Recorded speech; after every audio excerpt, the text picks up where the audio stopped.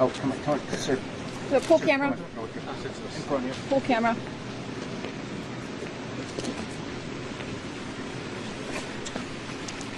Okay, thank you very much. We all know the great Prime Minister of the UK, and we just signed a document. This is, sorry about that. A very important document. A little windy out here. Give me that. We just signed it, and it's done. And so we have our trade agreement with the European Union, and it's a fair deal for both. Going to produce a lot of jobs, a lot of income, and we have many other ones coming. But you see the level of enthusiasm is very good. But the relationship that we have is fantastic. So I just want to congratulate you. But Donald, thank you very much. This now implements on car tariffs and aerospace, our really important agreement. And so this is a very good day for both of our countries, a real sign of strength. So thank you again, Donald. A really important day for both of us. Great people. Has anything changed in the agreement since you spoke on the phone from the Oval Office? How much? No? This is implemented. May I ask you a question, please? G7 leaders are calling for de-escalation in Israel and Iran, but you are the key to unlocking that. That's right. And here I am. And here you are. Yeah. So can I ask you, sir, have you spoken to Prime Minister Netanyahu?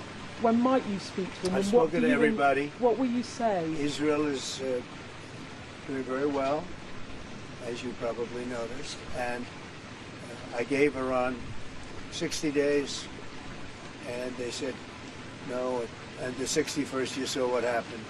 Day 61. So I'm in constant touch, and as I've been saying, I think a deal will be signed, or something will happen, but a deal will be signed. And I think Iran is foolish not to sign one. Mr. President, Iran is accusing Netanyahu of attacking them to deliberately derail your nuclear plan that you had. What do you say to that? Do you think that's true? No. Look, Iran should have signed the deal.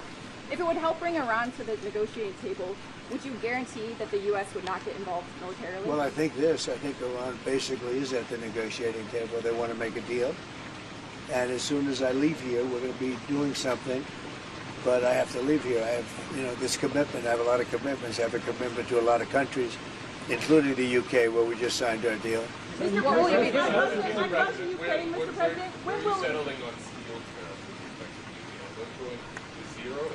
We're gonna let you have that information in a little while. Can you guarantee the talks, sir, on U.S.-Russia talks, when will they restart?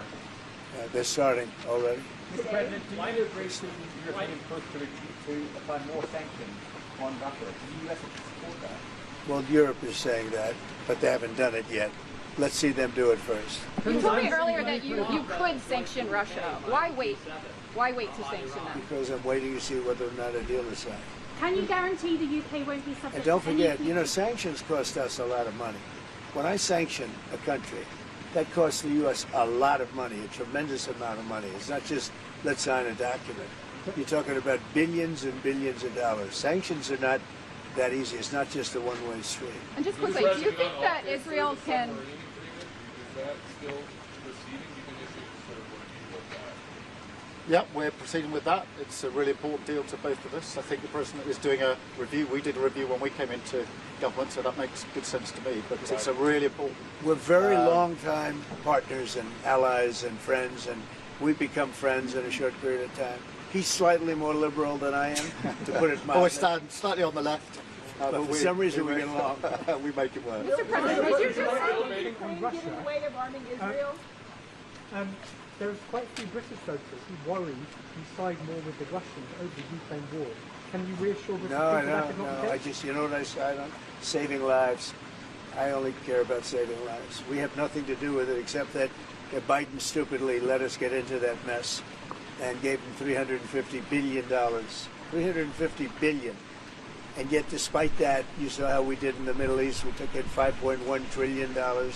We have $15 trillion almost, looking around that number, going to be invested in the U.S. So the money is not the thing in this case. It's 5,000 young people are being killed every week in Russia, Ukraine. And if I can stop that, I'll be very happy. They're Ukrainian and they're Russian.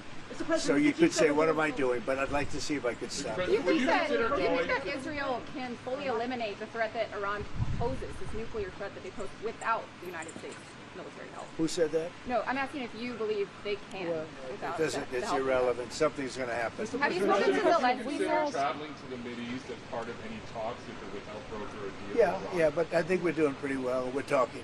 You don't think We it'll have a be- thing called a telephone, so we're talking. But it's always better to talk in person. Mr. President, Do you want to see regime change in Iran? I want to see no nuclear weapon in Iran, and we're well on our way to making sure that happens. We've had a discussion about that this morning. There's a You can in the de-escalate. G7 absolute clarity in relation to the nuclear program. We do not want to see it. Mr. President, Mr. President, do you have a response? protected about- from any future tariffs? What? Can you guarantee the UK will be protected from any future tariffs? The UK is very well protected. You know why? Because I like them. That's why. That's their ultimate protection. Thank you very much. The Prime Minister's done a great job. I want to just tell that to the people of the United Kingdom. He's done a very, very good job. You know, he's done what other people, they've been talking about this deal for 6 years, right? 6 years. And he's done what they haven't been able to do. So he's done really a very good job. Do you have any response to Tucker Carlson criticizing you, saying that you were complicit in the war? I don't know what Tucker Carlson is saying. Let him go get a television network and say it so that people listen. And quickly, have you Thank spoken to Zelensky before your bylaws? Yeah, a lot of them. Japan? A lot of them. Could happen. How to Could go happen? with the Japanese, sir? Well.